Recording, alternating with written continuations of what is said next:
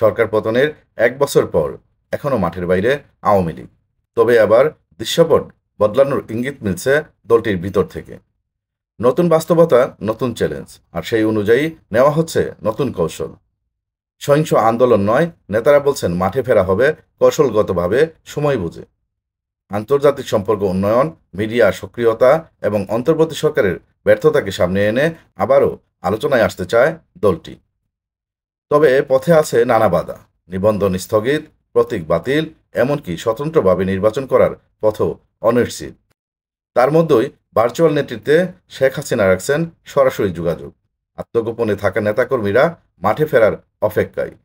নতুন কৌশল হয়তো পথ খুলতেই পারে, কিন্তু মানুষের আস্থা ফেরাতে হলে চাই স্বীকারোক্তি, চাই অনুশোচনা। তা না হলে ফিরতে হবে আরও কঠিন পথে।